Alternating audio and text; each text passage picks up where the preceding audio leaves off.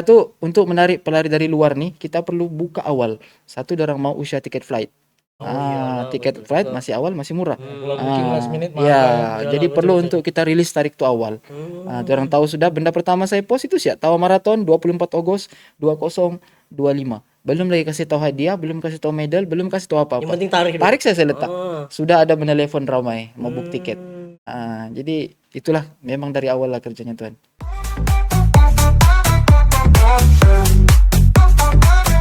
Kalabakan Podcast. Oke, assalamualaikum warahmatullahi taala wabarakatuh. Selamat menyaksikan Kalabakan Podcast di YouTube channel Kalabakan Podcast. Alright, pada hari ini insyaallah kita akan bersama lagi dengan tetamu-tetamu jemputan kita. Dan seperti biasa, Kalabakan Podcast saya tidak menghostkan Kalabakan Podcast ini secara sendirian. Seperti biasa kita ada Bang Sari. Ya, apa kabar? Salam. Hari ini kita berasa bertua juga. Ada tetamu yang famous. Famous. Akan diperkenalkan seterusnya oleh saudara Salam. Iya, Ini episode kita yang keberapa, Sah? yang keempat. Keempat. Alhamdulillah. Masa ke semasa kita akan membawakan kepada semua beberapa individu-individu pempengaruh yang akan beri kita gambaran yang positif lah untuk kita di Tawa dan Kelabakan. Oke, so itu dia Bang Sari. Dan untuk Kalabakan Podcast kali ini dibawakan khas oleh pejabat khidmat rakyat Parlimen Kalabakan, itu yang pasti.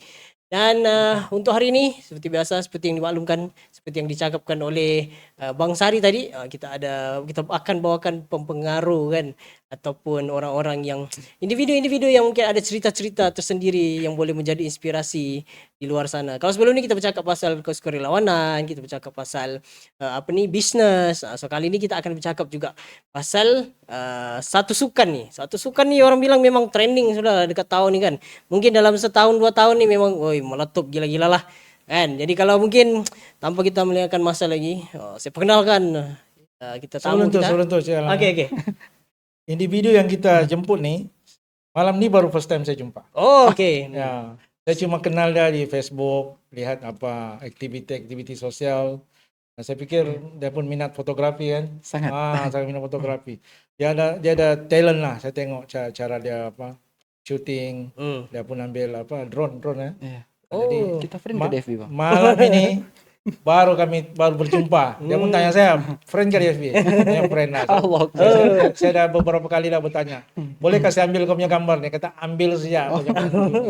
Saya ingat ada gambar. Tahu sudah, Bang. Saya ingat ada gambar yang saya minta di masa itu di mana ya? Di dekat monumen Tawa tu. Saya minta, dia kata ambil saja. Masa itu dia rajin ambil drone. Itulah sampai sedikit lah. Malam ini saya berjumpa beliau. Satu sesi yang akan membongkar siapa, apa, bagaimana di dalamnya saudara kita nih. Itu dia. Mantap. Okey, Bang Sari sudah dia bagi teaser dengan kita punya tetamu, guest kita. Jadi tanpa kita melengahkan masa, kita bersama dengan Cikgu Sudir daripada Tawa Runners. Cikgu mungkin boleh terus Cikgu. Langsung Bagi pengenalan sikit. Orang tak sabar saya ni mengenal dengan Cikgu Sudir. Sebenarnya terlampau nervous saya kamu bilang kamu cakap begitu tahu. Bukanlah bagi kita ni terkenal ya, tapi yalah. Assalamualaikum warahmatullahi wabarakatuh. Okey, perkenalkan diri, nama saya Sudirman bin Nanang. Okey, berasal dari Tawa Runners, orang Tawau juga. Okey, pertama sekali terima kasih atas jemputan Kalabakan Podcast. Saya sebenarnya sangat berbesar hati, tapi bila jejak kaki ke sini double besar hati itu. Macam alamak ya, yang datang di sini dijemput orang-orang yang hebat. Saya ini bukanlah siapa-siapa, tapi apapun saya mewakili klub saya mengucapkan ribuan terima kasih dan sangat berbesar hati. Okey, dia macam penutup sudah tu ya. Tapi sebenarnya baru kita memulai ya. Perlu terima kasih duluan. Okey, baik. Alright, so Cikgu Sudir, mungkin kita boleh terus cerita lah kan. Cikgu Sudir ini dikenal, macam saya sendiri kenal dengan Cikgu Sudir ni walaupun selalu jumpa, walaupun taklah kenal sangat, tapi selalu tengok lah dalam acara-acara larian di Tawa kan. Jadi mungkin Cikgu first untuk Tawa Runners kan Cikgu. Apa jawatan Cikgu lah dekat situ yang mungkin kenapa selalu muncul dekat program-program Tawa Runners? Okey, boleh saya cerita pasal kelab dulu lah kan? Boleh. Okey, beginilah. Okey, Kami berasal daripada klub Tauranes, klub lari Tawau, Mm-mm. berdaftar dengan ROS sejak tahun 2017.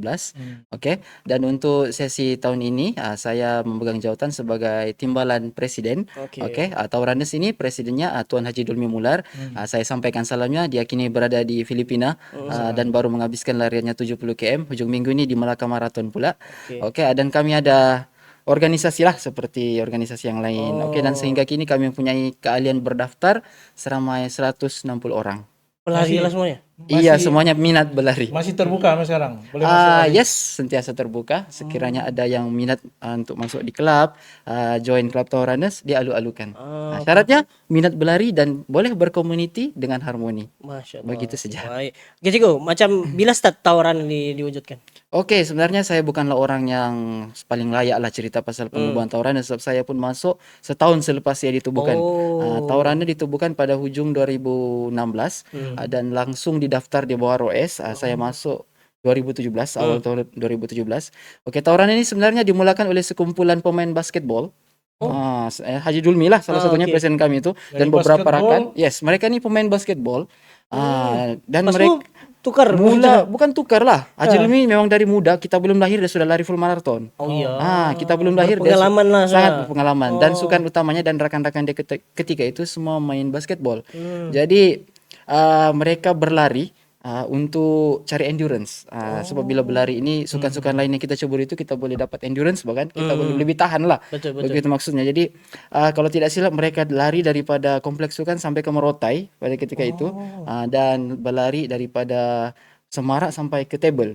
Itu darah punya laluan lah. Dan ini suka-suka dulu lah. Ya, Oke? suka-suka dulu. Kemudian keahlian itu bertambah dan timbul ilham untuk mendaftarkannya di bawah ROS, dan sehingga sekarang lah kami sudah mempunyai seramai 160 orang ahli. Kalau macam cikgu sendiri, Ya. macam mana cikgu boleh jumpa Tauranes ni? Macam apa, tengok dekat FB kah, atau macam mana? Dia begini, kah? saya sebelum ni saya berada di Ladatu bekerja di sana.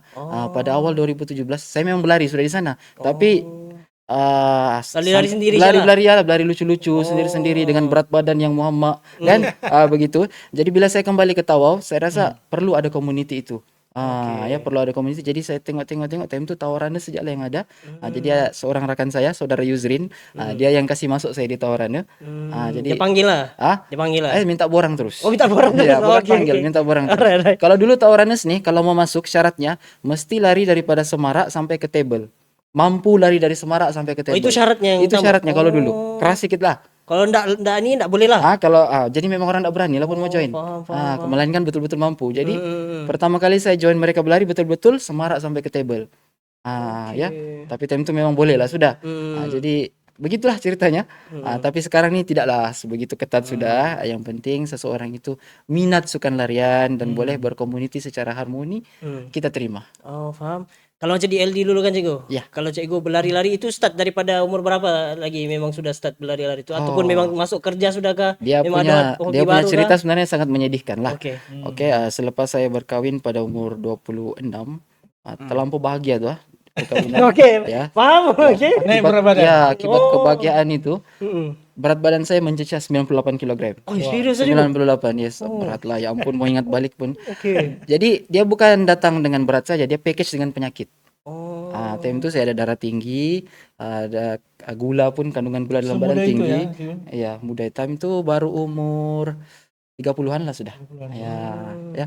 Jadi sampai satu tahap dokter pun bila rawat saya dia cakap, "Ayah, you punya hobi memang makan kah?"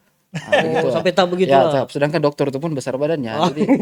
Jadi timbullah ke macam satu anak-anak pun kecil kan, takkanlah kita mau biarkan badan kita sakit kan. Jadi saya mula dengan berlari. So main bola ndak pandai, badminton pun ndak berapa. Jadi berlari. Larian pada ketika itu dianggap sebagai sukan yang paling murah. Kau just perlu ada kasut, dan kau sudah boleh berlari. Jadi saya start lah berjogging kecil-kecil dan berat badan itu boleh turun. Sampai sekarang jadi satu rutin dan sudah tidak boleh berhenti lah, Bang. Oh, begitu sih. Ya begitu. Paham. So kalau macam awal-awal permulaan sekali lah untuk apa ni, untuk cikgu berlari tu, memang berlari terus antam kilometer ke atau masa Oh, dulu tidak, ke? tidak. Itu silap besar tuh. Kalau kita namanya baru pemula, kita tidak bolehlah push. Kita kena tengok kemampuan kita, fitness kita, berat badan kita, lutut kita macam mana, ya. Sebab awal berlari itu kita serba kurang. Running form belum cantik, pemilihan kasut pun belum tentu bagus, kan? Jadi banyak benda kita kena consider. So it's okay kalau kita mula dengan perlahan. Oke. Nggak apa-apa, mula dengan brisk walk. Lepas tu lari-lari anak, lepas lari anak baru lari bapak. Lari Dia bapak, pelan-pelan lah. Kilometer itu pun pelan-pelan lah kita tambah. 1 kilometer, 2 kilometer, 5 kilometer. Dia biar datang fitness tu perlahan-lahan. Kita jangan paksa badan kita. Begitu. Paham. Oke, balik ke tahu cikgu. Ya. Kalau kita tengok kan macam yalah tawarannya sekarang ni dia macam satu brand sudah bang. Oh, alhamdulillah, Kalau orang alhamdulillah. berlari siap mesti tanya, "Oi, kau jen tawaran ke sudah kan?" Jadi macam mana cikgu tengok benda tu?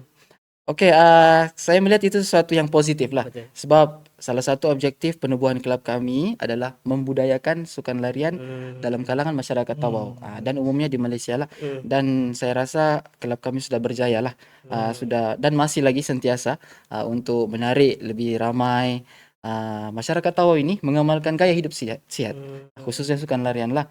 Jadi kalau kita nampak sukan larian sekarang jadi sangat viral. Ya, kalau dulu di kompleks sukan itu pada waktu malam, waktu macam begini 5-6 orang saja kami berlari. Sekarang parking pun susah. Apalagi kalau ada Saking acara ramainya larian. tu ya. Ya, apalagi kalau dekat acara larian yang besar, mau cari parking di kompleks sukan pada waktu malam susah. Itu sesuatu yang positif lah dari sudut kami. Jadi alhamdulillah. Jadi kalau kita tengok tawarannya ni start lah mungkin apa first program yang dibuat macam sudah tengok ada community sudah kan. Jadi macam mana boleh trigger untuk buat first activity tu? Ya. Sebenarnya tawaran ini sudah bercita-cita lama. Haji Dulmi ini dia sudah bercita-cita lama untuk menganjur maraton di Tawau. Tapi itu bukan benda yang mudah.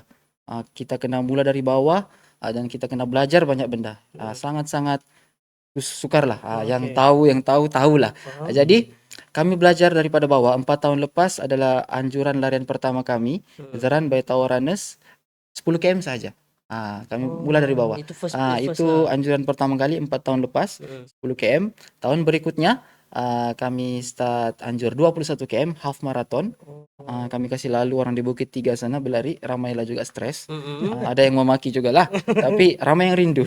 Oke, dan 2 tahun Cabaran dia lah. ya cabaran ya, sebab Tawau ini bang susah mencari tempat rata. Jadi kami coba untuk promote orang datang ke Tawau mencari cabaran. Jadi yang datang join larian di Tawau ini semua pencinta cabaran tuh bang. Dia begitulah ceritanya.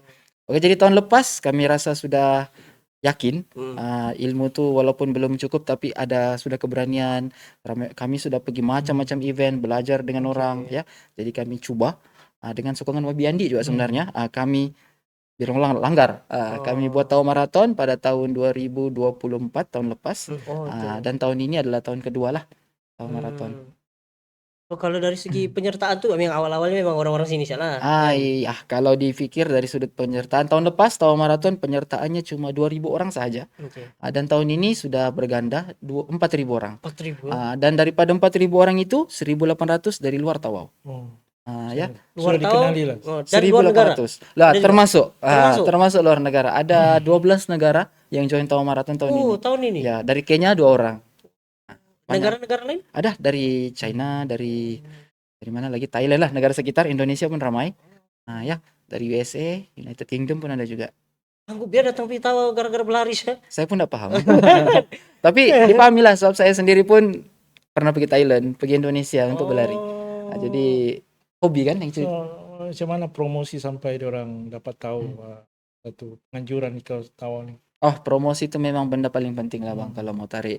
Dan kita manfaatkan media sosial lah bang. Zaman kini memang media sosial adalah senjata utama untuk kita promote banyak benda.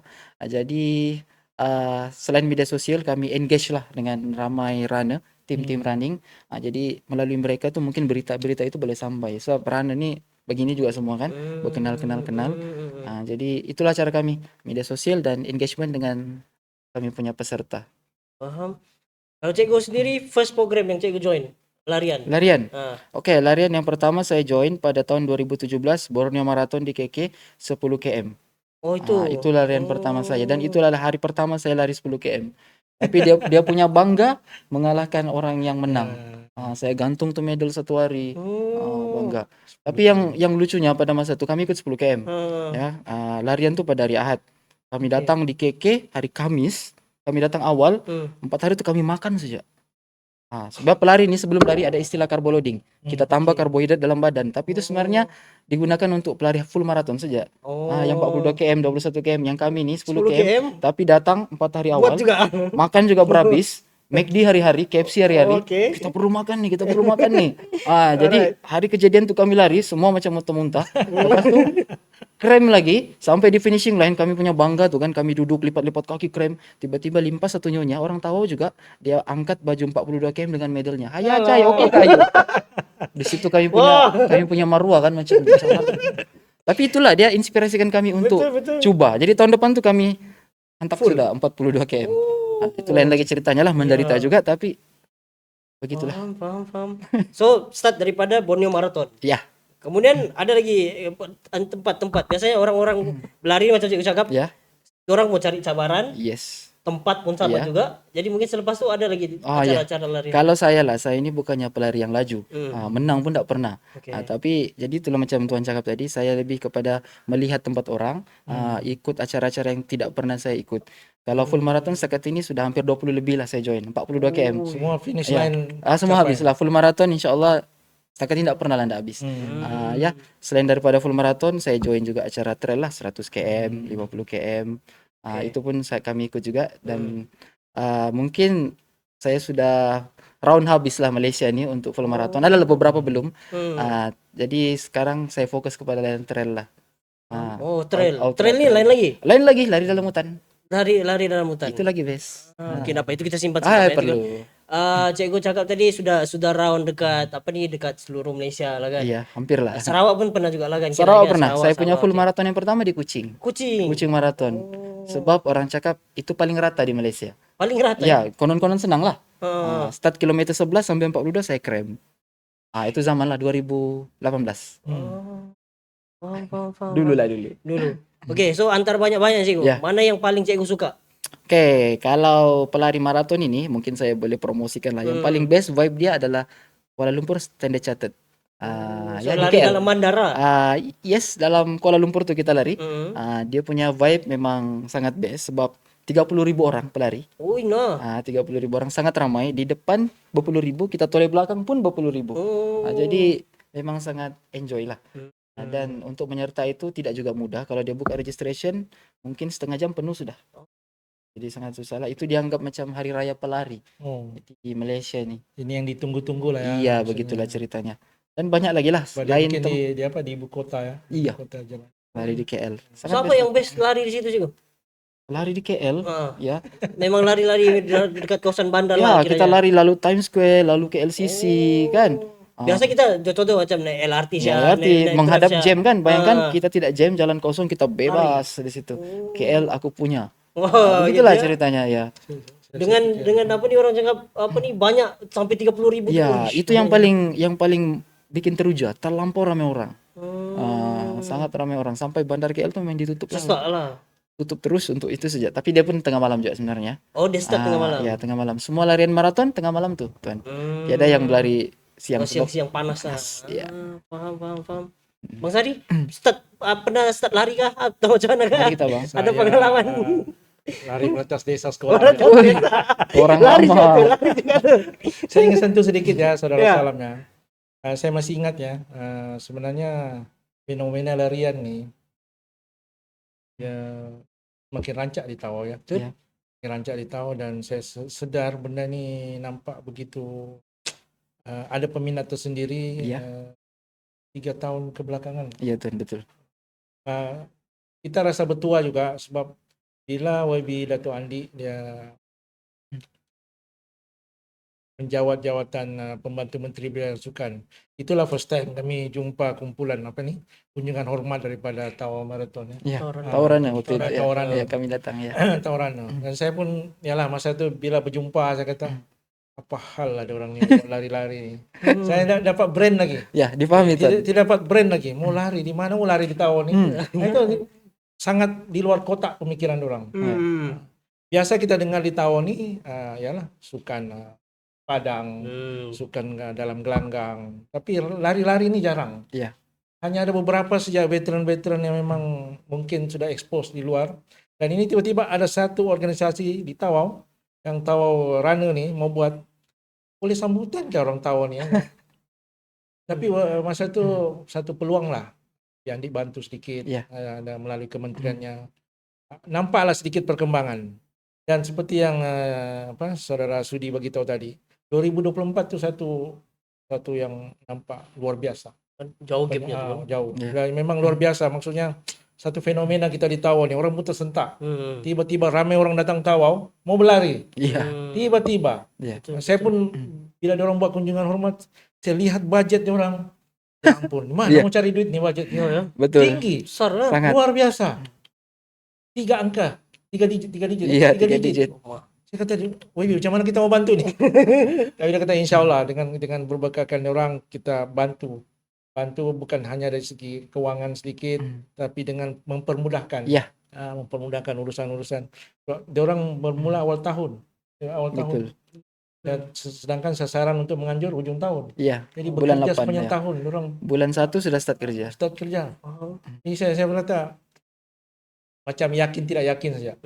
Dan di waktu kejadian nampaklah. Nah, inilah sebabnya malam ni kita jemput salah seorang daripada Tawau runner ni untuk membawa info-info kepada rakan-rakan kita di luar sana bahwa di Tawau ni ada satu fenomena yang cukup menarik. Kita mesti ada kesungguhan, Iya. kita mesti ada perancangan, segala-galanya mesti fit. Betul. Bukan hanya organize, tapi orang di Tawau pun sebenarnya talent, ada bakat. Betul. Ya. Dan kita sangat bangga dia membawa satu impak ekonomi yang kuat. Bayangkanlah dari segi hotel, Yes. dari Fully segi book. ini menjana semua. Iya. Pakaian sukan pun laku. Biarpun ada yang tak sampai tapi dia enjoy. Iyalah. Betul. So dia nampak benda ni satu yang luar biasa, belum pernah berlaku di Tawau.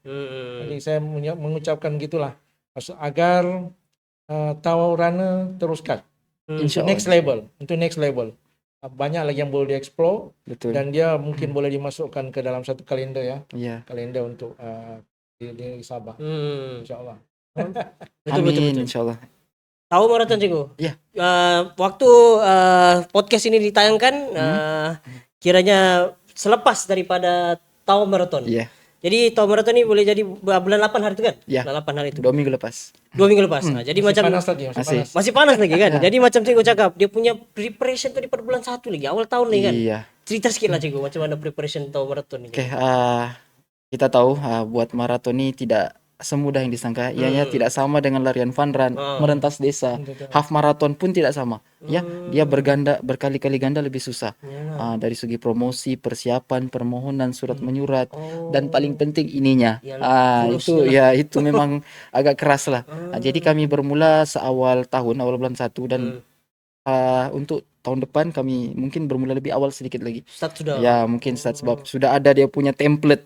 Orang-orangnya sudah ada, ahli klub kami sudah banyak yang kami latih untuk buat kerja itu. Kerunsingan itu sudah semakin kurang, jadi kami mungkin akan bermula lebih awal lah.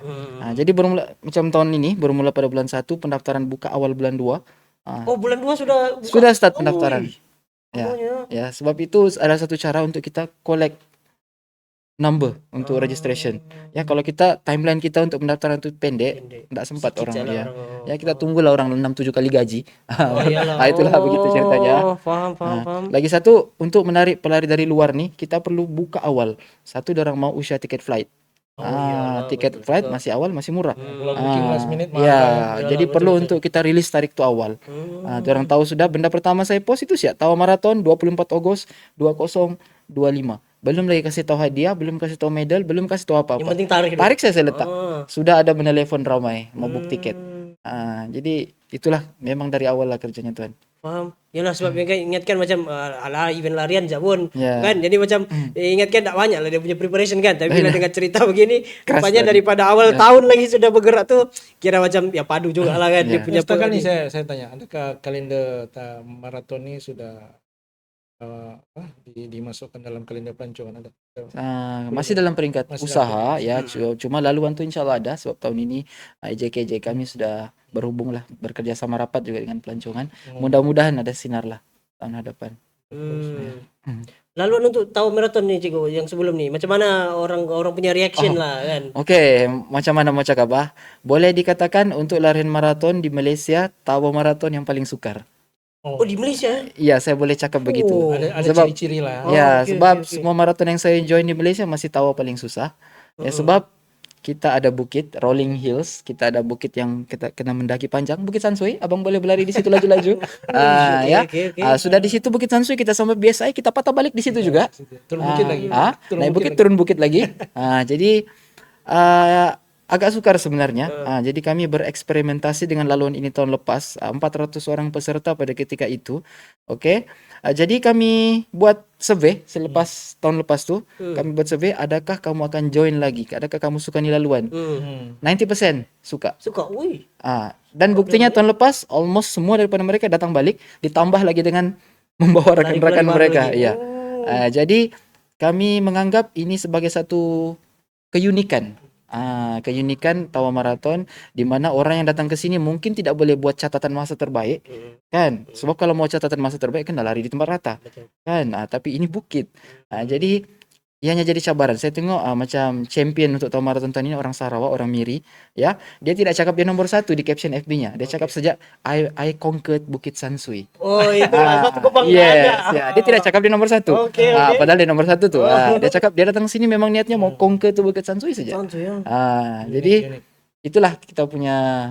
Tapi keduanya sebenarnya kita tidak ada pilihan laluan lain pun. Iyalah. Tidak ada jalan lain. Jadi kita gunakan apa Ya. yang ada lah dekat tahun Ya, kan. kalau siap pun highway baru kita di Jalan Utara itu pun masih tetap sampai di Sansui juga 42 km. Tak sampai. Sebenarnya kalau ikut laluan, selepas Batu 4 sudah bentuk Ya. itu agak sudah beralur. Rolling, ya, rolling hills. Jadi memang satu yang unik juga daripada yang rendah dan naik sampai Sansui. Akan terus Momentum tu lah kan. memuncak. Dan kena U-turn balik, turun bukit lagi, baru dia landai sampailah ke bandar. Faham. Memang kalau dibuat graf tu agak Iya, graf dia begini tuh. Ya. agak unik. Untuk map tahu marathon Cikgu. Mungkin ada lagi kawan-kawan kita di luar sana yang tak berapa tahu map tahu marathon ni macam mana. 42 km di tahun ni Laluannya. macam mana laluannya Cikgu. Oke, laluan Tawa Marathon kalau tahun ini bermula daripada Kompleks Sukan. Oke. Oke, melalui Jalan Utara, limpas di Kolej Vocasional kan, sampai di Gereja Baptis, Bulatan, masuk Jalan Kuara, kemudian masuk Jalan Chong Ten Vun, Oh di tengah-tengah sana sini betul. Okey. lalu Bataras, kemudian sampai ke Bulatan Tiku, kita terus ke Batu 4, sampai Bulatan Keris, terus tembak naik Biasai. Besai. Sampai di Ranau Biasai, patah balik. Oh. Bila patah balik tuh sampai Bulatan Keris, kita terus sampai ke Takada, Titiu, anda sampai kalau 42 masuk di Jalan Damai. Masuk Jalan Damai ke Bulatan Al-Kausar, Jalan Kuara baru balik ke Kompleks Sukan. Oh. Itu 42. 42. Iya.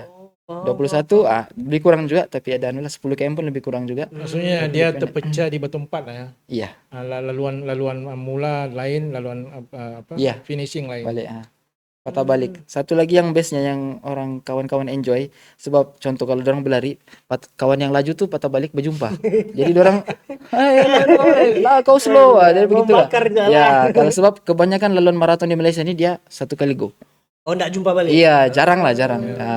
Sebenarnya itu lebih bagus sebab kita tidak mental. Iyalah. Bayangkan mental. Kau sudah lalu Bukit Sansui itu, kau sudah set di kepala, kau akan lalu balik lagi di situ. Memang agak stres sebenarnya. Tapi itulah cabaran yang kita coba ketengahkan lah keunikan Tawau ini. Saya baru realize perjalanan penganjuran tu memang satu yang unik. Hasil cerita daripada saudara Sudi tadi. Satu yang patut kita teruskan dari tahun ni. Insya Allah. Betul. Selagi ada kudrat. Untuk macam tahu marathon ni kan, dia adakah diinspirasikan oleh mana-mana kawasan ke atau memang kita guna apa yang ada di tahun ni saja? Apa yang ada di Tawau? Apa yang ada di Tawau? Ya, sebab banyak juga, ada juga lah permintaan coba cari laluan yang lebih mudah. Saya tanya balik, di mana mau cari double line di Tawau? Oh. Sebab kita kena guna banyak jalan double line. Single line tu sangat sukar. Ya, jadi di mana? Orang sudah tidak boleh jawab. Jadi Apa saja lah. jalan napas lah. betul. Tapi masih juga tidak capai jarak 42 tuh. Boleh lah kalau kita straight sampai ke airport, mungkin. Tapi patah baliknya macam mana? Kan? Lain lah kalau kita habis di tempat lain, tak best pula. Jadi kita guna apa yang ada di Tawau. untuk menentukan jarak nih kan cikgu, macam yalah satu kena try, satu Ya. lagi mungkin ada juga kerjasama daripada pihak keselamatan ke, contoh macam untuk dapatkan laluan yang selamat untuk Biasanya laluan tuh saya ukir sendiri dulu. Oke. Tapi selepas itu baru kita bincang dengan JKR, kita bincang dengan polis, kan tengok kesesuaian dia. Tapi paling utama JKR lah. Kalau JKR sudah bagi kebenaran, baru kita rilis laluan itu. So, kalau macam dari JKR apa yang faktor-faktor yang dorang tengok? Ya, biasa orang tengok itulah. Kalau jalan double line tuh itu perlulah. Itu betul. Kemudian kawasan tuh gelap ke tidak, keadaan jalan raya itu sendiri. Kalau tidak elok, orang tidak suggest lah. Dan juga potensi kesesakan itu yang paling orang Iyalah semua mau Ya. tutup-tutup jalan lagi Ya, kan. tidaklah juga ditutup, tapi akan ada itulah kawalan sedikit. Jadi banyak faktor lah juga sebenarnya.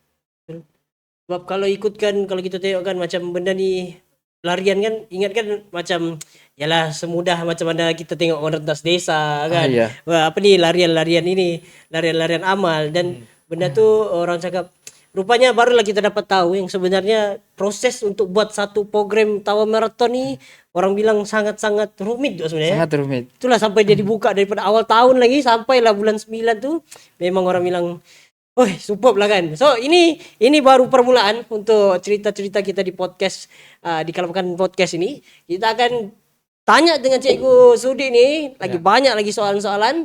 Jadi kalau kamu mau tahu apa lagi soalan-soalannya, apa lagi cerita-cerita, Saya menarik menunggu ya. untuk dia bercerita tentang pengalaman berlari di luar negara. Boleh Tan, boleh. Kita nantikan lah. Kita nantikan di mana di Kalabakan Podcast sebentar saja lagi. Jumpa selepas ini.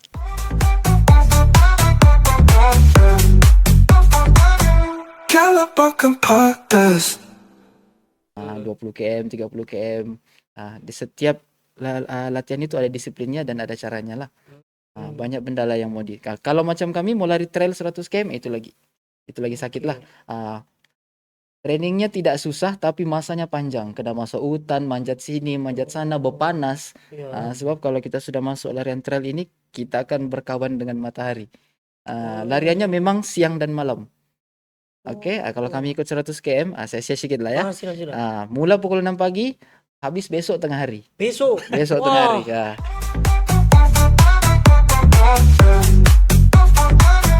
Kalabakan Podcast. Kembali lagi dalam Kalabakan Podcast bersama saya Salam Undong dan semestinya dengan Bang Sari. Oke Bang, untuk hari ini kita bersama masih lagi dengan tetamu jemputan kita yaitu Cikgu Sudi daripada Tawaranus. So tadi awal-awal kita sudah cerita pasal Cikgu Sudi punya pengalaman larian, macam mana dia bermula kan, macam mana apa tempat-tempat yang dia pergi. Dan kalau sebelum ni dia cerita pasal yang dalam negara. Okay, so kalau yang kedua ni pula ataupun sambungan ni pula kita mau tanya dengan Cikgu Sudi lagi lah. Selain daripada seluruh Malaysia sudah hantam. Okay, ini kali keluar negara pula kan sampai sanggup pergi ke sana. Apa yang trigger Cikgu untuk pergi cari tempat lagi di luar negara untuk berlari? Cabaran. Cabaran Dan racunan. Racunan kawan-kawan. Diracun lah. Kita pergi sana, kita pergi sini base itu. Ini Kebanyakannya pengaruh kawan lah ni. pengaruh kawan. Sebaya kena sebaya tu. Pengaruhkan sebaya. Sebaya tuh mungkin, tapi yang sakitnya tuh diorang tuh banyak duit, kita ndak banyak duit. Tapi kita terikut juga. Sama Jadi nabung. tapi itulah minat. Dia Paham. berbalik kepada minat lah, kita mau coba tempat. Tapi bagi saya dia lebih kepada belajar juga lah. Saya mau tengok macam mana kualiti penganjuran di sana. Dan itu yang banyak saya bawa balik untuk implement di Tawau lah. Antara program Cikgu yang ataupun larian-larian yang Cikgu pernah join yang first kali lah mungkin. Oke, yang pertama sekali saya pergi luar negara di Bali. Bali Ultra Trail 50 km 3 tahun lepas. Trail ya? Ya, trail 50 km. Oke. Lari di Gunung Batur tuh. Bekas letupan gunung berapi tuh. Kami lari lah. Yang kedua di Thailand, Betong, di sempadan Malaysia Thailand. Di situ masih banyak masyarakat Islam lah. Di sana pun best sebab dia event yang dianjurkan oleh UTMB. UTMB ini adalah brand larian Eropah. Ya kalau orang cakap kalau kau lari UTMB ini kau sudah yang terpaling runner lah. Begitu. Itu ada syarat kamu join? Ada. Ada syarat. Yes, ada. Macam setiap runner ni apabila menghabiskan sesuatu jarak, kita ada indeks, kita ada poin. Jadi contoh kalau saya mau register UTM 50, saya mesti ada poin itu untuk layak. Kalau tidak boleh tembus lah. Begitu. Maksudnya perlu ada rekod lah ya. Ya. Tidak boleh tiba-tiba masuk gitu. Baru beli kasut terus mau enggak boleh. Mungkin boleh ikut yang 20 km lah. Kalau 50 dia ada kat- kategori-kategori. ada. Oke. Begitu. Selain itu saya pernah juga pergi di Chiang Mai, Thailand sudah tahun lepas juga, ujung tahun lepas. Dan tahun ini di Rinjani. Tapi bukan pergi hiking, pergi berlari. Berlari ya? Rinjani 100 Itu lari. gunung kan? Gunung Iya. Rinjani. Iya. Apa yang biasanya cikgu berlari di gunung ini? Susah saya mau explain. Ah. Sebab sepanjang jalan itu pun memaki juga, menyesal. Tapi memang Dia itu yang menegak ke macam mana cikgu kalau gunung-gunung ini? Tuhan saja yang tahu. Ya. Dia yang punya sakit sebab berbeza kalau kita pergi sana sebagai hikers, pendaki dengan running. Kalau kita pergi sana sebagai running, kita mengejar masa. Kau mesti sampai di sini jam begini, kalau tidak kau DNF, kau habis.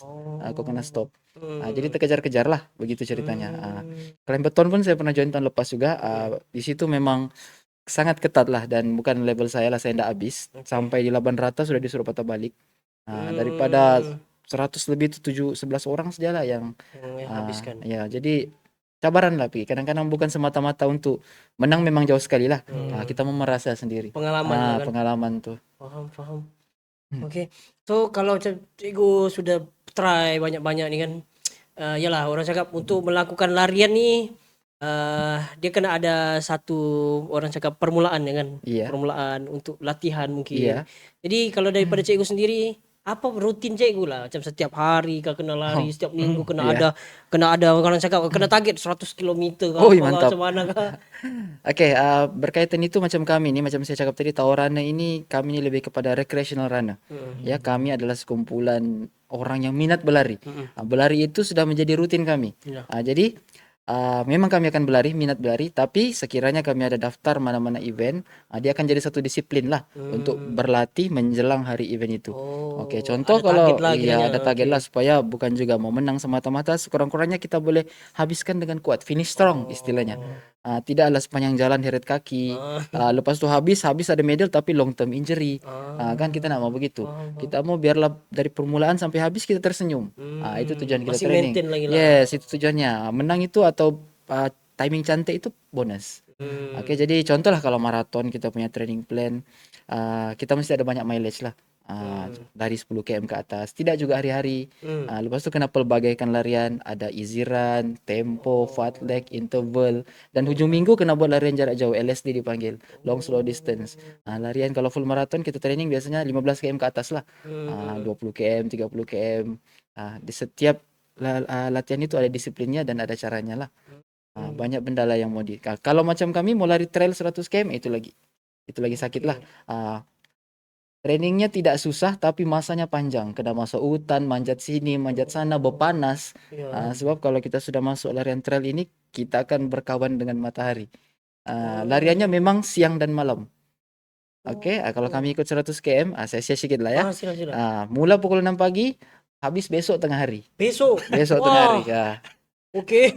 Itu kebiasaan, itu untuk pelari average. Kalau yang laju, yang elite, dia akan habis Sebelum tengah malamnya. malamnya. Malam tuh, tengah malam tuh udah habis sudah. Ya, tengok kesukaran laluan juga. Tengok kesukaran laluan. Tapi kalau average runner yang biasa-biasa, start jam 6 pagi, besok tengah hari tuh baru dia akan habis. Jadi 2 hari kena panas. Begitulah dia punya perumpamaan. Lepas itu dia tidak rata. Gunung Ganang, Bukit Bukau, Licak, sungai, hutan. Jadi itu biasanya lah. Itu lain juga cabarnya. Itu kira macam jenis-jenis larian lah kan. Iya. Macam apa larian yang biasa, pas ada trail. Ada Ada trail. lagi kategori-kategori lain kah? Apakah jenis-jenisnya kah? Kalau memang 2 tuh sih setakat. Setakat ini belum lagi diwujudkan lah. Malah Baru larian road, maraton apa semua tuh, ultra road pun ada, dan trail. 2 itulah sejak yang Paham, atau lari dalam air kah? itulah tuh. Mau Berenang diwujudkan lah, Itu dipanggil apa? Triathlon. triathlon. triathlon kan. Oke. So, lah. Kalau dari segi latihan pun cikgu sudah ceritakan. Apa lagi faktor-faktor lain cikgu yang kena jaga kalau mau buat larian kan? Contoh macam pemakanan kena jaga, kena tidur, kena 24 jam tidur kah macam mana cikgu? Iya. Bercakap mengenai persiapan lah untuk ikut mana-mana acara larian kan. Bukan semata-mata latihan lah. Oke. Rehat kena cukup. Ya, disiplin pemakanan. Ya, tapi sejujurnya saya dengan kawan-kawan larian saya ini, kami ini kuat berlari sebab kami kuat makan. Itulah pula. Ya, jadi banyak kami makan, banyaklah kami lari. Jadi begitu, mau dibakar balik kan. Contoh kalau makan roti canai berapa banyak kena lari? Oke, kalau roti canai itu masih tidak mengganggu. Contoh lah spaghetti yang 3 kali ganda tuh. Besoknya kami lari 42 km. Spaghetti begitu saja. Ya, 3 kali ganda. 3 kali ganda. 42 km guys. Contoh lah, ada Uyo. kawan saya, Oke begitu oke lah. oke. Jadi banyak makan, banyak lah mau dibakar. Jadi Oh. kebanyakan kami begitu. So kami ini bukanlah atlet larian yang kan. Tapi kalau mau disiplinkan diri, ada juga kawan-kawan kami ini yang memang perform lariannya, dia memang jaga serba-serbi. Ada yang sampai nak makan nasi. Dia jaga dia punya badan. Yang paling penting kalori defisit tu lah. Dia akan berlari dan dia Kongsi akan sikit lah kurus. cikgu kalori defisit ni. Maknanya Mana perkiraannya ke apakah kalau mau kira secara detail, kita bukan nutritionist juga kan, tapi at one point kita boleh tahu juga badan kita. Kalau kita lari berapa km hari ini, berapa banyak kita makan hari ini. Kalau kau tidak lari, berapa banyak kau makan. Tapi kebanyakan kami nih Tuan, kalau sudah tidak lari 2-3 hari, otomatis menggemuk. Oh iya Ya, sebab, cepat naik sebab lah. kebanyakan kawan-kawan saya yang berlari ini asalnya memang gemuk. Badan besar semua. Oke. Nafsu makannya tidak berubah. Jadi kalau tidak berlari, alamak binasa.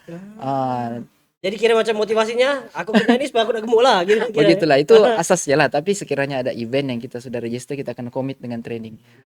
Jaga makan, jaga waktu rehat, dan pemilihan-pemilihan gear itu penting lah. Kasut, baju, apa semua tu. Kita sudah cakap pasal gear kan cikgu. Iya. Ya sebagai pemula lah kan. Kalau Iya. orang mau start ni apalah orang bilang kasut-kasut kah yang boleh cikgu kongsi sikit. Oke. Banyak Bandel kah? ya, Boleh pakai bandel dulu kah awal-awal. ramai orang beranggapan kasut mahal itulah yang paling bagus. Sebenarnya tidak. Oke, contoh yang Tuan share tadi, carbon plate shoe 1.200 itu untuk mereka yang sudah elite, sudah bagus lariannya, sudah laju. Ya, tapi kalau kita baru start lari 1-2 km lari di taman, Biar beli pakai itu 1.200 punya kasut, sakit saya kaki itu. Ya, sebab dia kena betul-betul berlari dengan cantik, running form kena oke, dan lari pace 5 ke atas lah, baru benda tu jadi. Oh ya. Baru dia punya efek karbon tu naik.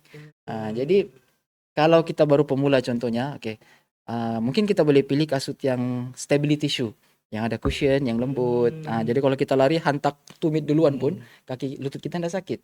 Teknik lah. Ya, Teknik teknik. Ya, so bila kita berlari ini paling bagus begini bah, landing. Mid foot begini. Oke. Tapi kebanyakan kita apabila sebagai pemula, saya dulu pun begitu, begini landing, tumit duluan. Bila tumit duluan, hantam sama lutut. Betul. Yang elite dia akan kaki depan tuh. Tengok orang lari pecut kan, kaki depan dia kan. Mungkin ada beza yang lari pecut dengan lari maraton ni ada. Memang sangat beza lah. Sangat beza. Paling ketara kita boleh tengok size badan. Kalau pelari jarak jauh maraton ini kurus kering. Tapi kalau pelari pecut contoh 100 km, muscle dia macam mana? 100 meter. Kan, so dia lebih kepada power. Kalau yang lari jarak jauh ni dia endurance, ketahanan. Jadi muscle dia semua kecil-kecil. Jadi itulah sebab Kalau mau dibanding ni saudara Sudi kan. ya, Kita jumpa lah dalam satu event pelari dari Afrika ni. ya. Macam mana? Pencabaran ke? Kita melihat dia orang ni memang alah confirm kalah lah. Itu betul. Itu. Memang dia ada masalah lah. Memang confirm kalah, jangan berharap. Dia orang ni memang berlatih secara tu memang semula jadinya. Yes, memang diorang ada Campuran lah semula jadi mungkin. ada di antara pelari-pelari luar negara nih yang dari benua Afrika contohnya, memang kerjaya mereka berlari. Kerjaya ya? Yes, ya. Diorang tinggal di Malaysia hanya untuk join acara larian yang ada di Malaysia setiap minggu dan untuk menang duit. Itu sumber pendapatan Dia mereka. mau pulun dan ni semua. Iya, begitu. Pantas. Ya, saya ambil contoh tahu maraton lah. Oke. Kenapa 2 sahaja Kenyanya yang datang? Satu tuh main open, satu tuh main veteran. Dia memang datang untuk menang nomor Target 1, sudah. target begitu. Dia tidak akan datang main open tuh 2 orang, berebut pula dia orang. Iyalah, betul. Dia orang sudah ada pembahagian. Oh, ada planning Iya, sudah. ada Ada begitu. strategi sudah. Bagus, oh. Ada, datang untuk menang, begitu. Begitu. Jadi kalau orang kita menang sama dia orang, memang kami gembira, yes. Iya. Gitu lah. Kalau maraton hari itu dia orang kalah lah. Ada nomor juga lah. Ada juga nomornya, tapi bukan nomor Bukan 1. nomor 1 lah. Paham? Kira macam apa ni memang akan ada nomor lah Iya. kalau orang-orang didatangkan. Paham? So benda ni macam Cik Usudi kan, dia akan menjadi apa satu motivasi kah Iya. untuk orang macam yalah walaupun aku tak dapat menang tapi aku dapat berlari dengan orang-orang ni orang-orang luar ni pun kira okey lah. Ya, begitu. Bila kita nampak pelari luar negara, dapat luar negara tuan, cukup pelari-pelari negara kita yang hebat. Oke, mungkin saya boleh sebut beberapa lah. Muhaizar. Oke, kalau tuan tidak familiar, Muhaizar, Haziq Hamzah. Kalau di Sabah ni pun ada orang Sabah ni sangat kuat nih. Kalau acara trail, Milton Ahmad, David Simpat, yang bilang orang kalau jumpa confirm ajak selfie. Ya. Pelari-pelari kita di Malaysia ni lagi teruja jumpa mereka berbanding dengan pelari Kenya tu. Oh ya. Sebab itu memang sudah kau tahu bah, itu mesin. Iyalah. Mesin bergerak, engine. Tapi kalau orang-orang kita ni memang banyak yang kita jadikan mereka ini sebagai inspirasi. Faham. Yalah. Sebab kadang macam kita tengok ni apa nih cabarannya mungkin orang-orang kita ya kan. Tapi bila triggered lah kan bila dengar-dengar orang lain pun ada orang daripada luar negara apa semua kan. Tapi yalah bila kita bercakap pasal larian ni selain daripada pemakanan, selain daripada gear, orang cakap selepas daripada lariannya juga kan. Ini pun kadang jadi masalah juga kalau orang yang tak tahu kan. Betul. Yang just pikir aku just mau training nih untuk kasih habis nih kilometer saja. Contohlah full marathon ke apakah. Tapi yang selepasnya tuh enggak tahu pula macam mana. Dia belajar sampai situ saja. Jadi macam daripada pengalaman cikgu sendiri lah. Apa langkah sebenarnya lah untuk selepas training nih kita pun kena prepare juga. Oke, biasanya lepas larian nih kalau tuan pernah nampak ada yang naik tangga pun susah, turun tangga betul. kakinya pengkak-pengkak semua, Betul. muscle cramp, kena di DOMS apa semua. Oke, jadi kebiasaannya kalau pelari ini lepas sesuatu acara, sebab bila acara ini kita akan push kita punya badan untuk buat sesuatu yang kita tidak biasa. Jadi lepas event sakit itu biasa. Jadi biasanya kita akan buat recovery run. Recovery run ni mungkin sehari atau 2 hari selepas acara, lari pendek pelan-pelan untuk kasih stabil balik. Maksudnya kita punya tidak boleh muscle. stop. Tidak boleh stop terus lah. berhenti lah. Itu kalau stop tuh itu yang bikin lagi sakit tuh gitu. Iya, sakitnya tuh akan jadi lagi lama. Ya, jadi buat lari recovery run pendek 3 km ke 5 km, bergantung situasi dan Tapi kebiasaan. slow sih lah kira. Slow lah recovery run, slow. Tidaklah laju. Rendam ais batu apa semua tuh itu biasalah. Ya. Jadi tapi satu, mereka yang sudah terjebak dan larian nih, dorang jarang akan stop lama lah. Ya, Besok mungkin terus sama. mungkin dorang berehat paling lama 5 hari, lepas itu recovery run, lepas itu dia akan jadikan rutin sudah. Training lagi. Jarang lah yang saya jumpa, mungkin dari 10 orang 2 orang saya yang jerak. Yang bilang aku bersumpah, aku berjanji aku nak mau lari sudah. Jarang lah. Jadi memang akan terus lah. Faham. Yalah sebab benda ni kita kena tahu juga. Iya. So, kadang-kadang walaupun 5 km siap pun kita berlari kan, tapi kalau kita tak tahu apa langkah seterusnya tu pun enggak mau sudah berlari betul, kan. betul. Jadi bila kita macam tahu dapatlah ilmu sedikit kan daripada Cikgu Sudi berkenaan tentang apa yang kita kena lakukan seterusnya selepas larian tu. Jadi itu mungkin boleh jadi sebagai satu pedoman lah kan. Pengajaran Untuk juga lah. pemula boleh lah. Pemula kan. Jadi kalau macam kalau cikgu tengok lah di tahun ni kayak kita sudah tengok kita sudah anjurkan tahun marathon kan. Jadi adakah benda tu dari segi facility lah kan. Yalah kalau macam sukan larian ni kadang mana ada facility juga kan. Iya. Macam kalau pemain-pemain lain ni ada lagi gelanggangnya ke Betul. apa kan. Iya. Kalau cikgu tengok sendiri lah facility di tahun ni macam mana? Oke, sejujurnya kita di Tawau masih agak ketinggalan lah untuk facility, terutama melibatkan sukan larian.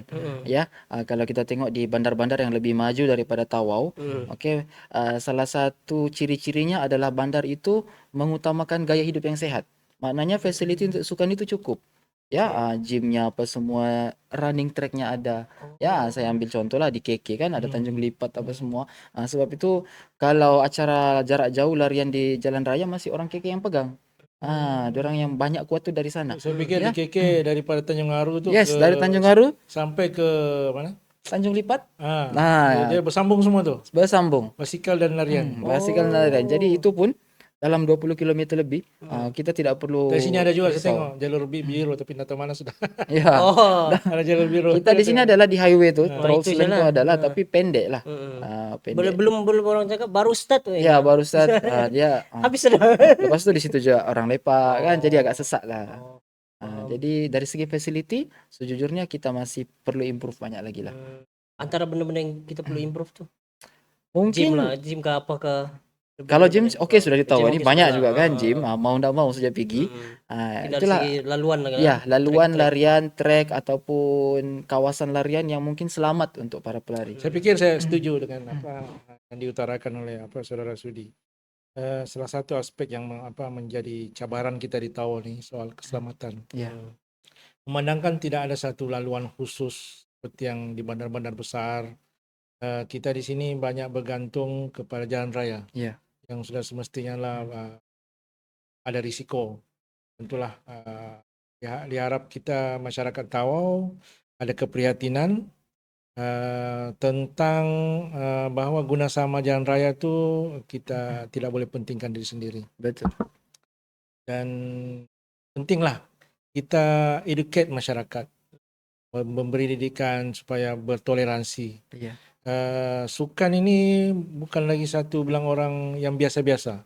Ya sebenarnya secara tidak langsung menjadi pemangkin kepada ekonomi setempat. Makin banyak acara sukan, sebenarnya semakin lancar ekonomi kita. Hmm. Dari segi penganjuran, dari segi hotel, dari segi restoran dan event organize macam-macam lah sistem pengangkutan kita. Jadi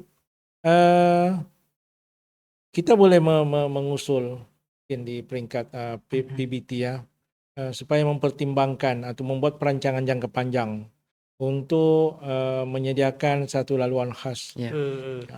satu koridor lah ya. Dari mana ke mana. Sebab kalau kita berlari setakat di taman ya, Ya. itu tidak sebenarnya tidak real lah ya. Ya, Tidak istilahnya mental kita kalau pusing-pusing di tempat sama. Dia tidak menepati yang diperlukan Ya. dalam persaingan maraton ataupun larian-larian. Jadi aspek lokasi keselamatan perlu dibuat didikan. Kita perlu banyakkan lagi sesi bertukar pikiran. Kita tidak mau berlaku kemalangan dan saling menunding jari. Iya, betul. Menyalahkan pihak yang satu, menyalahkan pihak ini. Seperti tadi Saudara Sudi beritahu, di negara maju benda ini sudah normalisasinya boleh diterima. Jalan untuk ataupun laluan ataupun trek larian sudah tersedia, boleh berlari anytime, subuh, malam apa semua. Tidak. Kalau kita di sini yang ada Taman Muibah, stadium kompleks. Tokom. Kalaupun di highway itu agak pendek. Ya. Jadi bagi mereka nih yang memang sudah sebati dengan larian, perlukan satu jarak. Jarak ini bukan yang maksudnya mau pusing-pusing. Ya mesti satu jarak titik ke titik yang lain. Yes. Dan pilihan mereka tidak lain jalan napas. Ya, jalan napas. Betul. Saya setiap malam ya, kadang balik pukul 9, pukul 10 malam. Saya kadang-kadang, apa balik orang ni? Apa balik orang ni? Berkelip-kelip, siapa itu pelari? Benda ni bukannya biasa. Saya pun tertanya-tanya, kenapa ada orang berlari waktu malam ya? Lepas tu saya kata, better kita lebih banyak educate, saling memberi input. Kenapa begitu, kenapa begitu, kita kena harus faham. Dan untuk permulaan secara step by step mungkin kita boleh buat satu peraturan yang ringkas lah. Mungkin pelari boleh berlari sekian jam. Lama kelamaan bila sudah biasa kita pun maklum sudah. Macam culture shock kita tahu. Basikal pun jadi isu juga ya. Basikal pun jadi isu. Betul lah hari Minggu banyak orang mau basikal. Yang baru belajar naik basikal pun pergi jalan raya. Ini pun jadi isu sebab sekurang-kurangnya dia tahulah macam mana kaedah speed macam mana. Sebab kereta ni laju.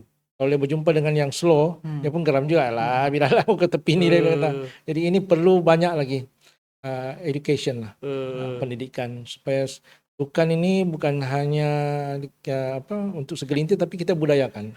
Itu pendapat saya lanjut salam. Faham. Betul lah. Sebab memandangkan Cikgu Sudi pun sudah ada dekat sini. Jadi pun mungkin kita boleh tanya sikit lah kan sebagai seorang pelari kan. Jadi yalah awal-awal kompleks lah contoh lah kan kompleks tu laluan untuk kita training lah. Dan pastinya selepas tu mau pergi keluar. Jadi mungkin apa lagi faktor-faktor yang perlu dipertimbangkan lah selain daripada tempat kan keselamatan. Mungkin cikgu sendiri boleh ada saranan ke apa kan? Kalau berkaitan itu mungkin sebagai pelari lah kan, pelari-pelari, rakan-rakan pelari di luar sana, apabila kita berlari, tak kisahlah di mana, terutama di jalan besar, keselamatan itu adalah benda yang paling kita kena titik beratkan. Ya, dia punya poin senang saja. Pastikan kita sentiasa dilihat. Pastikan kita sentiasa dilihat. Sebab kebanyakan mereka ini akan berlari tengah malam. Tengah malam. Kenapa dong suka lari tengah malam? Satu, sejuk dalam matahari. Kedua, dengan anggapan pada waktu malam kendaraan kurang. Dan ketiga, semua acara larian besar bermula pada waktu malam. So mau sesuaikan badan lah. Jadi mau sesuaikan badan berlari pada 2-3 pagi. Ya. Jadi beberapa tahun lepas semasa larian ini belum jadi budaya, belum jadi sesuatu yang besar, kami selalu start training bermula dari McD sampai ke airport, lari jam 2 pagi, 3 pagi kami start. Patah balik selepas habis subuh. Time itu belum jadi hal, belum jadi isu. Sebab 5-6 orang saja. Apabila berlari berjarak-jarak, orang tak perasan pun kewujudan kami. Tapi apabila sekarang benda ini jadi suatu fenomena, Memang fenomena. yes, orang akan betul jadi cakap Tuan, jadi culture shock. Dia bermula jalan nafas nih ya. Ya. Bermula jalan nafas Batu 1 nih. Boleh katakan sampai di Batu 7 masih memang dia akan Ramai lagi. berkelompok-kelompok lah Iya. sampai. Jadi Memang mungkin bagi orang yang tidak tahu kata, apa ini berkelip-kelip nih? Yalah. Kenapa lari tengah malam? Jadi mungkin Tuan sudah cakap tadi dari sudut masyarakat kena educate lah pasal kewujudan pelari ni. Tapi rakan-rakan pelari pun kita kena sentiasa educate diri kita. Okey, kita kena tahu kita ini tidak sekuat kenderaan. Kita kena pastikan badan kita ini sentiasa dilihat. Okey, headlamp, blinker, itu satu cara lah. Kadang-kadang kena pakai juga reflective vest tu supaya dapat pantulkan cahaya. Seterusnya sentiasa lari melawan arah arus. Sebab kita boleh nampak kereta dari depan. Yalah. Ya, ada juga yang kawan-kawan yang pemula ni dia ikut arah laluan kereta tu. Itu cuma semasa event saja. Kita ikut arah trafik sebab ada kawalan daripada trafik. Tapi kalau untuk latihan kita kena sentiasa lawan Lawan arus. Ya. Dan satu lagi kita kena pandai pilih waktu training kita. Janganlah pilih waktu kenderaan masih banyak. Kita kena tahu tengok bila kenderaan tu kurang. Dan satu lagi kena sentiasa bersedia dengan sebarang kemungkinan. Contoh. Okey, jalan mungkin luas, kereta tidak banyak, tapi kita tidak tahu kereta dari depan tu mabuk ke tidak drivernya. Jadi kalau saya sendirilah personally, kalau saya nampak kereta tu dari depan, saya akan alert sudah siap-siap. Kalau nampak pelik, saya akan lompat ke tepi di rumput. Kadang-kadang jalan tu luas, kita boleh lari di tepi lagi di garisan tu kan, walaupun ada kereta lalu. Tapi kalau tengah malam tu sentiasa hati-hatilah dengan kereta dari depan tu. Kita tidak tahu kan, sudah alert pernah jugalah. kena alert lah. Banyak benda. Memang masyarakat perlu di bagi pendidikan pendedahan sedikit. Basikal lain lagi. Lain lagi. Basikal tidak boleh lawan arus. Itu memang kena ikut arus. Iyalah. Dan sepanjang saya ini sentiasa ulang alik bandar ke jalan nafas. Ada juga yang membuat persiapan. Dia ada apa dipanggil ni? Marshal. Ada marshal motosikal dan basikal di depan. Kawalan. Jadi orang yang yang dari belakang basikal ni bila tengok motosikal slow dia tahu sudah ada dia kawal. Kalau larian dia lain. Larian dia mesti lawan arus. Jadi itulah. Jadi bayangkanlah kalau kita tidak ada kesedaran ini, masyarakat akan bilang ini jalan orang kah jalan kereta? Akan berlaku konflik. Betul. Jadi bila rasa macam yalah tekanan kepada dia orang, ujung-ujung dia kata pedulilah kawasan lah. Ini yang kita merisaukan. Di saat kita mau mengembeling minat untuk buat sukan, tapi bertembung dengan satu set pemikiran yang boleh merosakkan hasrat itu. Faham. Sebab itulah kalau macam kita selalu dengarkan ialah macam budaya lari ni budaya baru lah kan dalam daerah kita. Jadi orang pun kadang belum boleh terima lagi ya cikgu. Macam kenapa je orang mau berlari di jalan kan? Pusing-pusing looping salah di kompleks sana kan. Banyak juga kita dengar benda begitu kan. Tapi by the time kita akan tengok yang benda ni sebenarnya ialah satu culture baru yang perlu diterapkan dalam kalangan masyarakat, dan benda ni juga kena sama-sama lah pengguna jalan raya ni. Okey, ada macam mana basikal tu ada, macam mana motosikal tu ada, macam mana kereta tu ada, pun sama juga dengan larian kan. Perlu ada juga kan. Jadi itulah macam perlu jugalah kita macam sama-sama lah mengguna jalan raya tu dengan sebaik mungkin lah.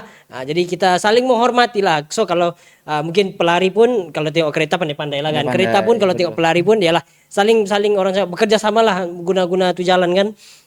Lebih kurang begitulah kan kalau kita mau cakap pasal isu-isu keselamatan jalan raya ni. Dan kalau kita sebenarnya daripada awal kita bercerita dengan Cikgu Sudi ni, tenang sebenarnya mendengarkan penjelasan daripada Cikgu Sudi. Okay. Nama pun Cikgu Sudi dan mungkin kita belum kenal dengan Cikgu Sudi ini secara detail lagi awal-awal tadi. Dia Cikgu merupakan seorang, memang Cikgu ni kan, Cikgu mengajar. Guru penguasa. Guru sekolah, guru sepenuh masa. Jadi kalau kita dengar dia punya explanation tu memang benda yang kita macam tenang siap mendengarkan. Jadi macam saya berada di sebelah ni pun macam teruja lah mendengar penjelasan kan untuk mendapatkan lagi banyak informasi berkenaan tentang larian-larian.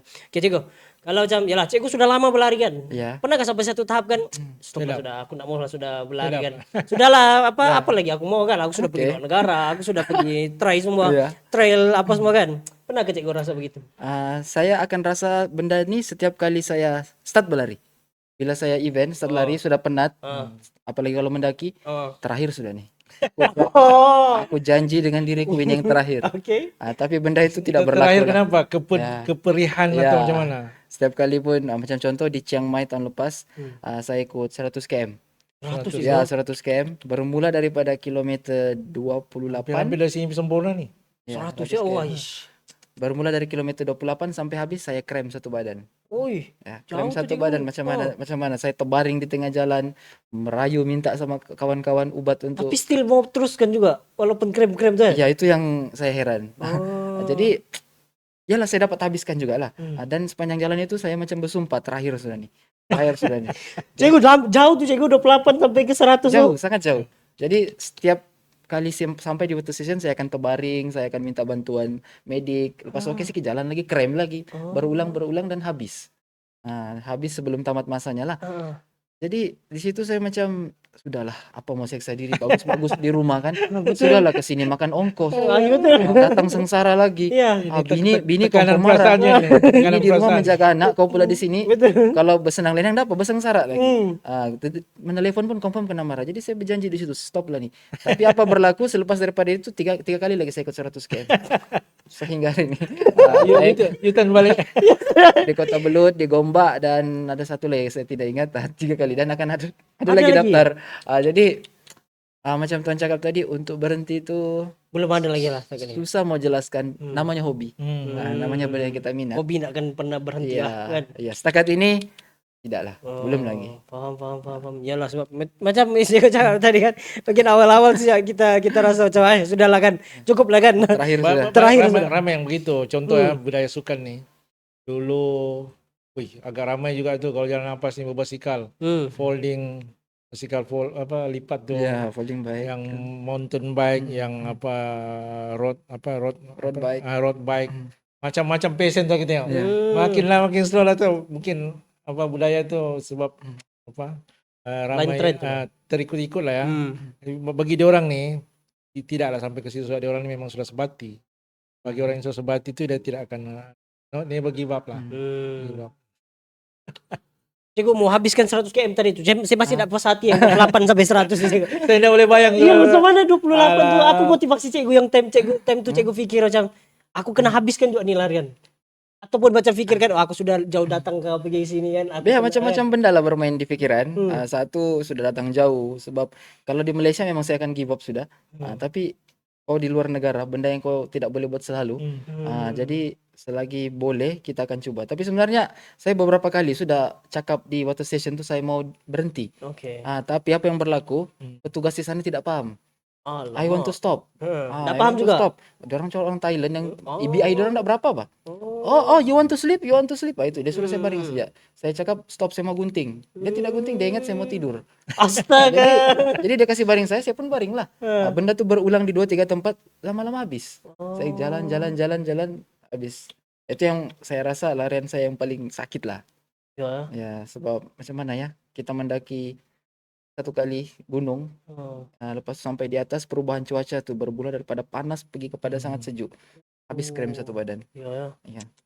Begitulah ceritanya. Sedikit pengalaman yang tidak patut dicontohi.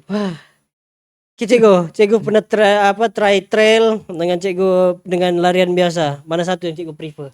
Kalau setakat ini jiwa saya lebih kepada trail lah. Trail ya? Ya, masih lagi lari di hutan, bukit-bukit semua tuh yang bikin sengsara. Tapi road is good, sebab berlari jalan raya ini senang. Lagipun dia boleh mengeratkan silaturahim dengan kawan-kawan, semua berlari sama-sama. Kan, jadi saya lebih suka anggap saya ini pelari yang berlari di mana-mana saja. Tak kisahlah 5 km kah, 10 km kah, 100.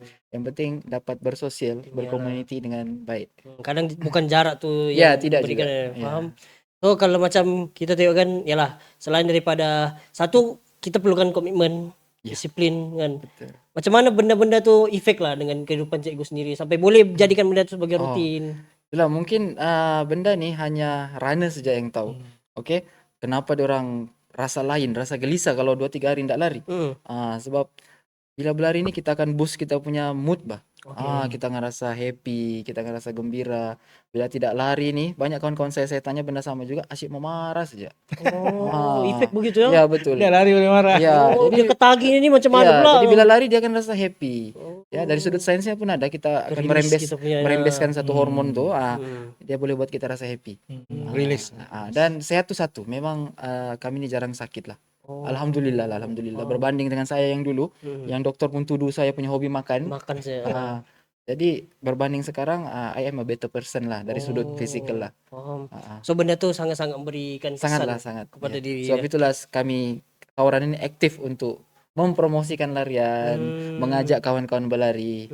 Sebab belum lagi kami jumpa lah yang berlari ini menyesal. Dia akan suka dan happy dan dia akan rasa kebaikannya. Apalagi yang betul-betul dapat jadi kurus, jadi handsome, jadi cantik tu kan. Lagilah. Lagilah kan. Faham. Baik. Sedar tak sedar sebenarnya kita sudah 1 jam kita punya rakaman ni kan. Tapi mungkin kita boleh kita rehat sekejap, okey, kita tenangkan keadaan, kita minum-minum kopi sikit kan sebelum kita sambung sikit lagi sebelum kita akhiri kita punya sesi podcast pada malam ini. Jadi jangan ke mana-mana, tunggu kembali selepas ini di Kalabakan Podcast.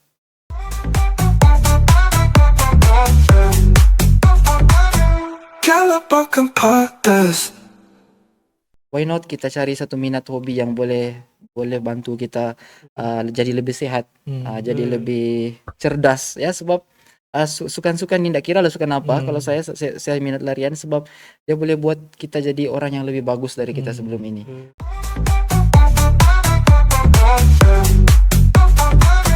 Kalabakan Podcast. Okey, so kembali lagi kita di Kalabakan Podcast pada malam ini. Sikit lagi sebelum kita akhiri kita punya sesi podcast ni, Cikgu Sudi pun sudah cerita pengalaman dia, macam mana dia bermula, macam mana pengalaman-pengalaman di dalam dan luar negara, dan yang pastinya memberikan satu semangat lah, memberikan satu kebangkitan lah kan buat para pemula di luar sana. Sikit tips lah Cikgu, tips dan juga harapan untuk orang-orang yang baru memula ni kan, janganlah antam KM dulu. Oh kan. betul ya. Mungkin boleh bagi sikit lah juga kan. Ini awal-awal aku target 100 sudah matilah kita. Kalau saya beri swap dulu. Okey, sedikit saranan lah. Mungkin saya ini tidak juga layak sangat memberi saranan, tapi mungkin ada perkongsian sedikit. Okey, it's never too late to start. Ya, kalau kita rasa kita ni Macam saya ni sekarang 50, never let lah 50. Boleh lagi lah, boleh. Jangan cakap apa bang, saya pun banyak yang kawan-kawan saya sindir, kau sudah tua baru sibuk menjadi atlet negara. Sudah tua kau ya, tapi it's never too late. Okay, sebab kita buat ni sebab kita mau sehat, kita mau jadi seseorang yang individu yang lebih baik daripada kita sebelum ini.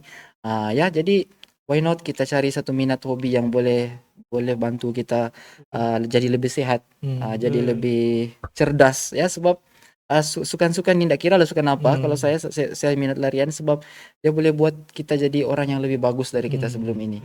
Ya, terutamanya kesehatan. Okey, jadi kalau kawan-kawan sana mau mula, jangan rasa takut, jangan rasa malu. Okey, sukan larian ini adalah sukan yang paling murah. Ya, paling murah. Jadi jangan mula dengan terpedaya dengan larian 42 km, Betul. 100 km, Ya. mula dengan sedikit. Ya, 5 km, 1 km. Mungkin itulah salah satu jadi penghalang ya. Ya. Mau tiba-tiba mau tiba-tiba boleh berlari macam orang lain. Sedangkan Ya, jangan. kemampuan tidak begitu. Jangan. Macam saya pun. Kalau saya lari dari sini pergi sana, balik naik Grab. Tidak perlu dimalukan bang, sebab abang masih juga berlari.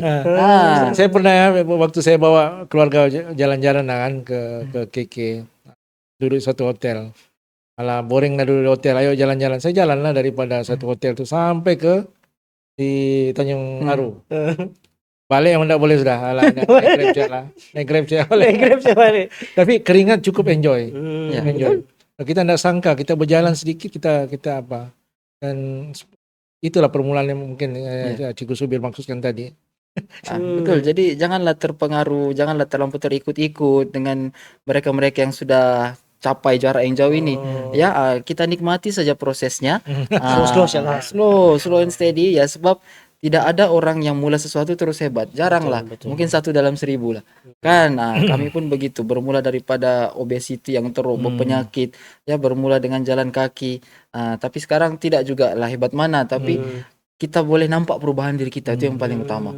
Ya, jadi teruskan, jangan segan untuk bermula. Dan kalau rasa kekok ke apa, boleh join community. Ya. Join community sebab di situ kita boleh dapat lebih banyak inspirasi dan juga diracun lah, itu lain cerita lagi. Jadi macam saya sendiri, saya suka terinspirasi dengan kawan-kawan saya. Contoh, saya rasa malas untuk berlari. Sekali membuka FB, menengok kawan berlari 5 km, 10 km, sakit hati. Besok saya mau lari juga. Begitulah. Jadi ada banyak benda lah yang boleh kita manfaatkan dengan berkomuniti ini. Cikgu, kalau macam tawaran ni cikgu, sikit lah, ada lagi apa-apa programnya ke untuk the rest of the years ni? Baki tahun ni ada lagi? Okey, selain daripada yang saya cerita tadi, aktif menganjur larian, okey, kami juga sentiasa menganjurkan latihan mingguan. Okey, sekarang ni yang aktif, hari Rabu malam kami buat acara larian track di kompleks, tapi sekarang track di kompleks itu tengah renovation kan. Jadi kami berhenti rehat lah. Itu yang paling meriah dan aktif lah. Setiap malam Rabu kami buat larian di situ dalam Berapa track kilo, itu saja. Terpulang kami buat larian fartlek, interval, kadang-kadang 10, kadang-kadang 5. Ada trainer Ada training, ada coachnya, ada training plannya. Dia bersasar lah, bukan main datang lari saja. Iyalah. Jadi itu memang sangat mendapat sambutan, bukan saja Melayu, India, Cina pun datang. Memang pelbagai kaum di situ. Jadi sekarang bermula daripada 20-30 orang, sekarang satu malam tuh boleh sampai 150 orang dalam track itu saja. Kalau lari ramai-ramai lah. Iya, kami panggil Witness Night Track by Tawaranas. Setiap apa? Setiap malam Rabu. Setiap Hari malam Rabu Rabu. malam. Rabu malam bang, Ya, malam Free, Kamis. Tapi sekarang belum lah. Masih bercuti lagi kok. Saya tengah atur Isnin sama Rabu main badminton. Jadi mungkin bolehlah campur sikit. Ngam lah itu. Ya, sebab kalau abang minat main badminton, kalau abang berlari, abang boleh bina abang punya endurance. Mungkin kawan abang sudah pancut di sebelah, abang masih boleh go. Ya, betul. Itu kelebihan lah kalau berlari kardiovaskular kan. Kena konsisten juga lah kan. Ya, jadi selain hari Rabu tuh, ujung minggu biasanya kami akan buat long slow distance, larian jarak jauh. Itulah yang kadang-kadang kami berlari tengah malam apa semua. Ya, sebab mau bina endurance kau kena berlari jauh dan perlahan. Itu. Kemudian selain daripada itu, kami juga aktif membantu jabatan atau NGO yang berminat minta tolong kami untuk anjur larian. anjuran. Yes, okey, banyaklah yang kami berkolaborasi tahun ini. Contohnya HPPNK, program Madani Rakyat yang PM turun hari itu pun kami juga dia punya penganjur. Jadi mana-mana jabatan atau NGO yang berminat lah meminta bantuan atau kepakaran kami, walaupun tak pakar mana pun, tapi insyaAllah kita boleh tolong. Ya, ada minta begitu. Ya, Kalau dari segi tawaran sendiri, kalau macam untuk menganjurkan benda tu, berapa ramai yang terlibat? Kira macam yalah, tawaran ini semua pelari-pelari. Tapi diorang tak berlari lah. Yes. Diorang ni kan. Ya, kalau kami menganjur, ahli-ahli toranan tu memang saya kasih wajib jadi kru semua. Tapi mereka pun happy. Memang sebab satu kebanggaan juga untuk kawan-kawan kelab mereka boleh menganjurkan larian besar kan. Betul. Jadi kami buat ini bukan atas dasar wang ringgit semata-mata, satu kepuasan bagi kami juga, satu pencapaian pribadi dalam hidup kami. Tim kami boleh anjurkan acara besar. Jadi begitulah. Faham. Macam mana cikgu melihat tawaran ni ke depan, 5 tahun ke depan ke? Mungkin ada apa-apa terfikir sudah ke? Okey, untuk akan datang akan banyak lagi lah idea-idea yang boleh kita teruskan. Mungkin belum boleh didedahkan, kita tengok dulu macam mana. Secret lah. Ya. Cuma setakat ni tahun maraton tu memang kita teruskan. Setiap tahun. Dan mungkin akan ada yang lebih besar, tapi matlamat kami yang utama kami buat untuk Tawau, dan kami mau menjadi satu asbab atau punca ramai orang datang ke Tawau. Itu kami punya niat daripada awal. Ya, kalau ditanya orang apa sebab untuk kau ke Tawau, paling-paling mau datang untuk ke Sempurna. Kan, datang singgah Tawau, belikan kering, pergi airport, transit. Jadi kita mau cari satu punca untuk mereka datang ke Tawau. Jadi sesuai dengan kami punya minat kelab, kita buat larian maraton lah. Jadi orang akan datang ke Tawau, jana ekonomi kita. Faham. Okey, baik. So, terima kasih kepada Cikgu Sudi. Ada apa-apa bang last untuk ini? Sedikit lah daripada saya. Saya lihat perkembangan Tawau Runner memang sangat baik lah, dan ada ada future yang boleh dikembangkan, lihatkan lagi penarian di Tawau. Bukan hanya Tawarana, tapi saya ingin share supaya mana-mana organisasi sukan supaya membuat perancangan bagaimana untuk meningkatkan penglibatan orang ramai sendiri. Kita ada beberapa sukan yang di Tawau ni boleh diketengahkan. Kita ada yang berbasikal, kita ada sukan yang terbaru akan datang ini. Sudah tahun kedua pihak kami di Pusat Khidmat memberi sokongan ni Skateboard. Papan luncur. Sport Ekstrim. ekstrim. Jadi satu lagi minggu satunya lagi adalah tarik tali terbuka Tawau. Ini pun piala yang berhormat Datuk Andi kita bantu. Jadi alangkah bagusnya jika setiap penganjur-penganjur ataupun pertubuhan sukan sudah membuat perancangan yang konsisten, yang cukup rapi. Setiap bulan kita ada cara-cara yang boleh menjadi daya tarikan orang datang ke Tawau. Ini menjadi satu pemangkin juga kepada ekonomi kita. Dan di pihak yang agensi-agensi pun kita minta kerjasama lah supaya memberi kerjasama dari segi keperluan-keperluan yang berkaitan dengan sukan. Alhamdulillah Tawau menjadi satu tuan rumah pada Saga. Bermula bulan 9 ya. Bulan 9, bulan 10. Bulan 10 ni bermula Saga. Dan ini saya harap membuka lagi minat kita di Tawau daripada peringkat awal, peringkat kanak-kanak sampailah dewasa. Bahawa sukan itu terpulang kita macam mana. Kalau kita boleh positifkan dia menjadi baik kepada bukan hanya kita, kepada komuniti sendiri. Jadikan dia sebagai lifestyle. Penuhi beberapa masa lapang dengan memilih sukan. InsyaAllah kita di Tawau ni akan menjadi lebih macam mana ya, lebih sehat, lebih harmoni. Kita terhindarlah daripada gejala-gejala yang kurang baik lah. Dan untuk Tawarana, kami di pihak Pusat Khidmat insyaAllah, terutama di yang berhormat Datuk Andi, dan sentiasalah memberi komitmen dari kemampuan kami. Kami sudah dapat lihat dan Tawarana sudah buktikan kemampuan boleh menjadi host nganjur. InsyaAllah akan datang antarabangsa lah sudah ya.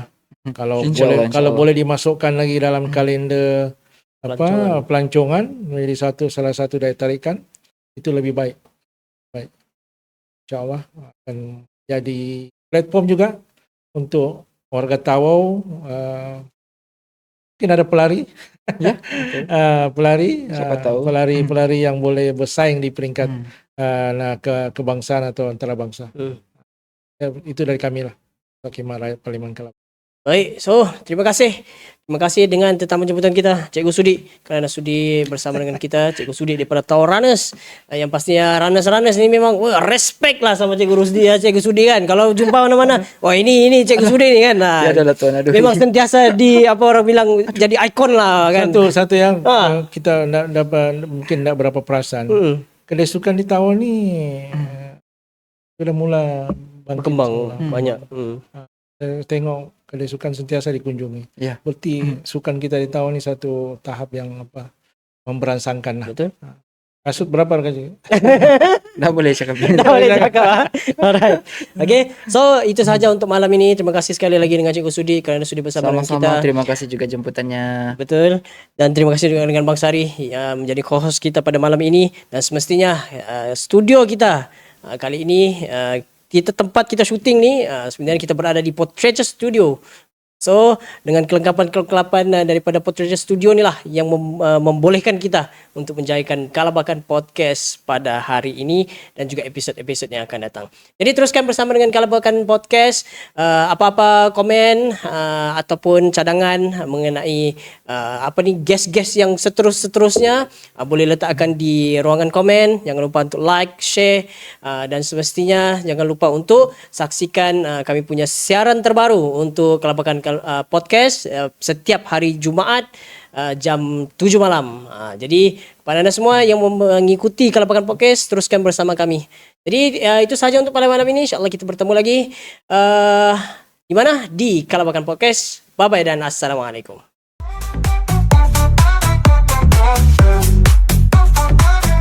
Kalabakan Podcast.